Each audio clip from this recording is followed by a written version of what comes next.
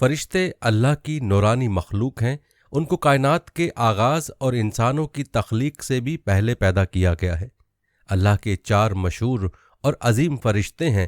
رتبے کے لحاظ سے سب سے پہلے حضرت جبرائیل علیہ السلام، پھر حضرت میکائیل علیہ السلام، پھر حضرت اسرافیل علیہ السلام اور پھر حضرت عزرائیل علیہ السلام ہیں۔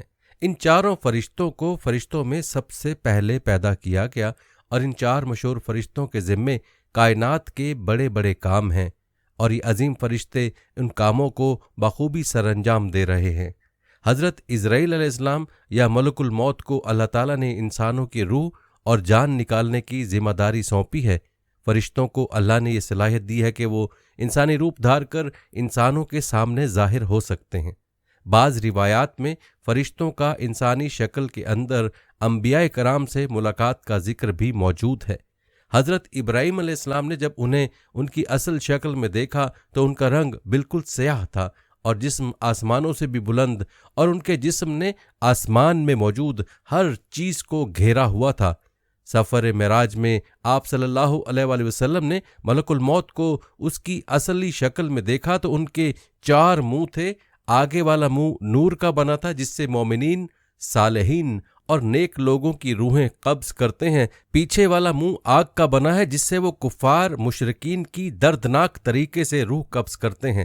ان کا دایاں منہ غضب سے بنا ہے جس سے گنہگار ایمان والوں کی روح قبض کرتے ہیں، اور ان کا بایاں منہ قہر کا بنا ہے جس سے منافقین کی روح قبض کرتے ہیں۔ انبیاء کرام اور نیک لوگوں کی روح یہ خود قبض کرتے ہیں، جبکہ عام لوگوں کی روحیں ان کے نمائندے قبض کرتے ہیں۔ کائنات میں واحد ایک ہستی ہیں جن کی روح قبض کرنے سے پہلے ملک الموت کو یہ حکم تھا کہ ان کی اجازت کے بغیر ان کی روح قبض نہ کرنا۔ وہ دنیا میں رہنا چاہیں رہنے دینا، اور یہ بتا دینا اللہ ان کے ملاقات کے شوق میں ہے۔ اجازت ملنے پر پیارے آقا صلی اللہ علیہ وآلہ وسلم کی روح کو قبض کیا گیا۔ حضرت موسیٰ علیہ السلام اللہ کے لاڈلے اور جلیل القدر پیغمبر تھے۔ جب ملک الموت روح قبض کرنے کے لیے حاضر ہوئے اور ان کو حکم سنایا تو حضرت موسیٰ علیہ السلام نے زوردار تھپڑ رسید کیا، اتنی زور کا کہ ان کی ایک آنکھ نکل گئی۔ ملک الموت اللہ کے پاس گئے اور کہا، آپ کے بندے نے میرے ساتھ یہ سلوک کیا ہے۔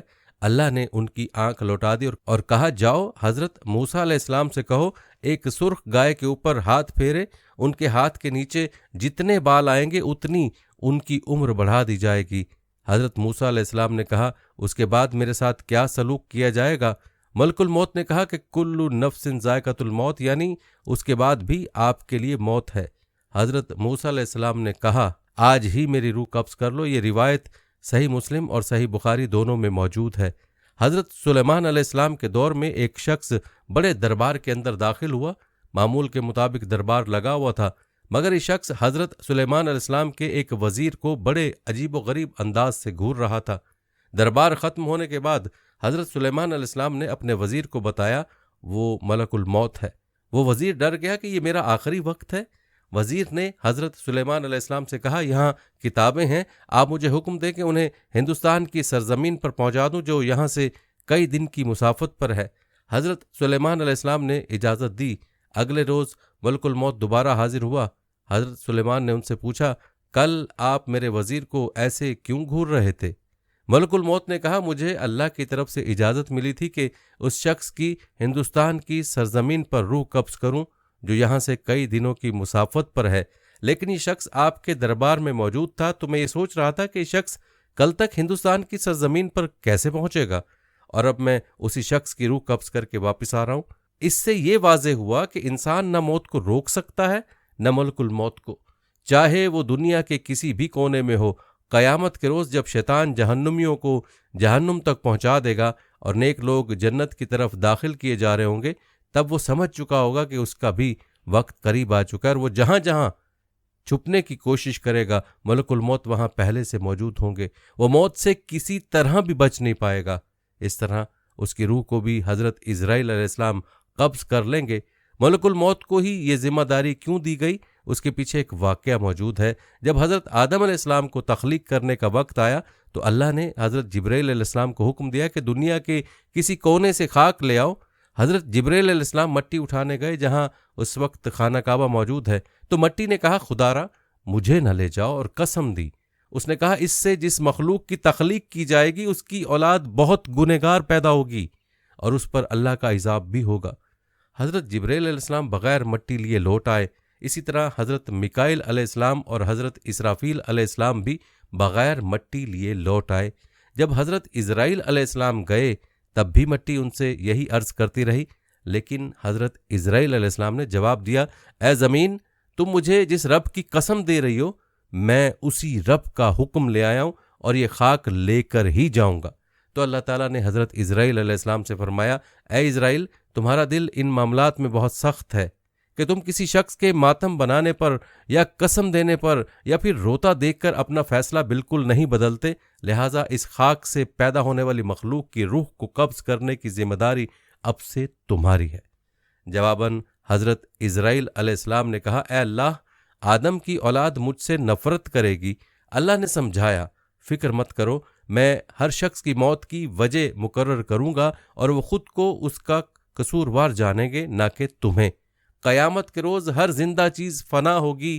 اس روز اللہ 3 بار پکاریں گے کہ آج کے روز کس کی بادشاہت ہے کوئی میری برابری کا بندہ؟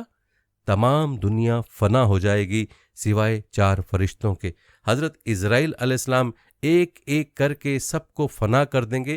اس طرح اللہ فرماتے ہیں، میں نے اس جہاں کو تخلیق کیا اور اس کے ختم ہونے کا بھی نظام رکھا، اور اس طرح اللہ ملک الموت کو کہتے ہیں تم بھی مر جاؤ، لہٰذا ملک الموت کو اللہ کے حکم سے موت آ جاتی ہے اور پوری کائنات میں اللہ کا وجود اور نور باقی رہے گا، جس کے بعد پھر سے ہر ایک مخلوق کو زندہ کیا جائے گا۔ دوستو، دنیا میں لوگوں نے بہت سے فلسفے بنائے اور بہت سی چیزوں کا انکار کرتے ہیں، لیکن موت ایسی چیز ہے جس کا انکار کوئی انسان نہیں کرتا۔ دنیا نے بہت ترقی کی لیکن موت کا علاج نہ ڈھونڈ سکا۔ تمام تجربات کے بعد اسے پتہ چلا، کلو نفس ذائقۃ الموت، ہر ذی نفس کو موت کا ذائقہ چکھنا ہے۔ موت کسی بھی وقت کہیں بھی آ سکتی ہے۔ ہم آج اس کے لیے کتنی تیاری کر چکے ہیں؟ اللہ ہمیں موت کی تیاری اور نیک عمل کرنے کی توفیق عطا فرمائے، آمین۔